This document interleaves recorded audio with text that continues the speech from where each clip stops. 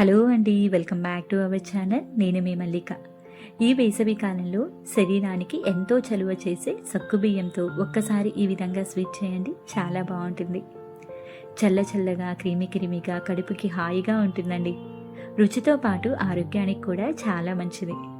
ఇక లేట్ చేయకుండా ఈ టేస్టీ అండ్ హెల్దీ స్వీట్ని ఏ విధంగా ప్రిపేర్ చేయాలో చూద్దాం పదండి. దానికంటే ముందుగా నాదొక చిన్న రిక్వెస్ట్ అండి, మన ఛానల్ని ఫస్ట్ టైం కనుక ఎవరైనా విజిట్ చేస్తుంటే ప్లీజ్ సబ్స్క్రైబ్ చేసుకోండి.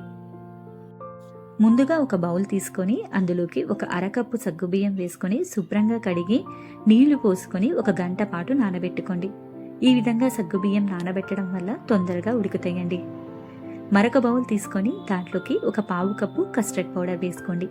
ఈ కస్టర్డ్ పౌడర్ ప్లేస్లో మీరు కార్న్ఫ్లోర్ అయినా వేసుకోవచ్చండి. నేను ఇక్కడ వేస్తుంది హోమ్ మేడ్ కస్టర్డ్ పౌడర్ అండి. దీని ఫుల్ రెసిపీ కావాలంటే మన ఛానల్లో ఉంది, ఒక్కసారి చూసేయండి. ఇందులోకి 1 అరకప్పు పాలు పోసుకొని ఎక్కడా కూడా ఉండలు లేకుండా విస్కర్ సహాయంతో చక్కగా కలుపుకోండి.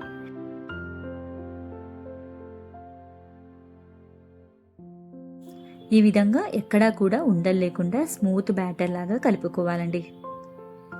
స్టవ్ వెలిగించుకొని ప్యాన్ పెట్టుకొని దాంట్లోకి మనం ముందుగా నానబెట్టుకున్న సగ్గుబియ్యాన్ని వేసుకుందామండి. దీంట్లోనే 2 కప్పుల వరకు నీళ్లు పోసుకోండి.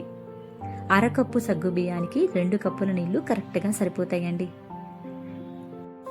ఈ విధంగా కలుపుకుంటూ సగ్గు బియ్యాన్ని ఉడికించుకోవాలండి. సగ్గు బియ్యం మనకి ఉడికి ట్రాన్స్పరెంట్ కలర్ రావాలండి, అప్పటి వరకు కూడా ఉడికించుకోవాలి. సగ్గు బియ్యం ఉడికి చక్కగా మనకి ఈ విధంగా ట్రాన్స్పరెంట్ కలర్ అయితే రావాలండి. అప్పుడు ఇందులోకి 1 లీటర్ చిక్కటి పాలు పోసుకోండి. నేను ఇక్కడ కాచి చల్లార్చిన పాలు వేస్తున్నానండి, పచ్చి పాలైతే కాదనమాట. ఈ పాలు చక్కగా మరగాలండి, అప్పటి వరకు కూడా మీరు పాలని ఉడికించండి. ఈ విధంగా కలుపుకుంటూ ఉడికించుకోండి.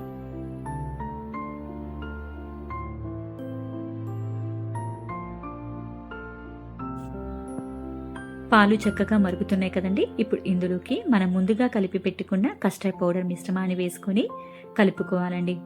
వేసిన వెంటనే కలుపుకోవాలండి, లేదంటే ఉండలు కడుతుంది, గుర్తుంచుకోండి.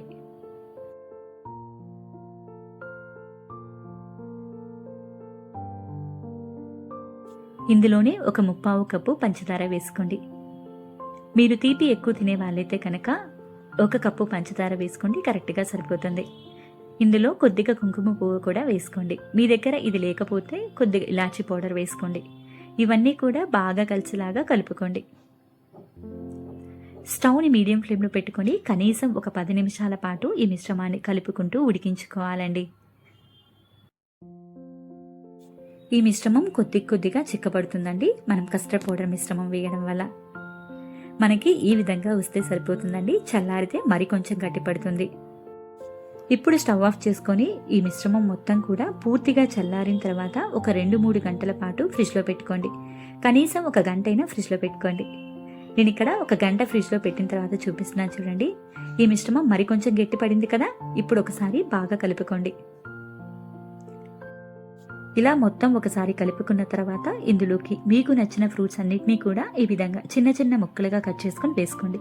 నేనైతే ఇక్కడ యాపిల్, కర్బూజా, దానిమ్మ, గ్రేప్స్ తీసుకున్నానండి. దీంతో పాటు కివి కూడా తీసుకున్నాను. వీటన్నిటినీ కూడా ఇప్పుడు ఈ సగ్గుబియ్యం మిశ్రమంలో వేసుకుందామండి.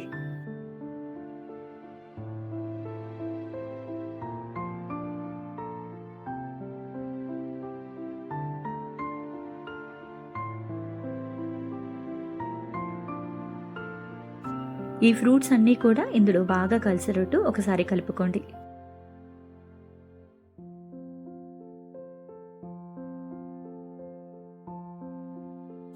నేను ఇక్కడ ముందే కివి వేయడం మర్చిపోయానండి, అందువల్ల ఇప్పుడు వేస్తున్నాను. ఇవి కూడా వేసుకొని ఒకసారి బాగా కలుపుకోండి. అంతేనండి, ఎంతో టేస్టీగా ఉండే ఫ్రూట్ కస్టర్డ్ రెడీ అయిపోయింది.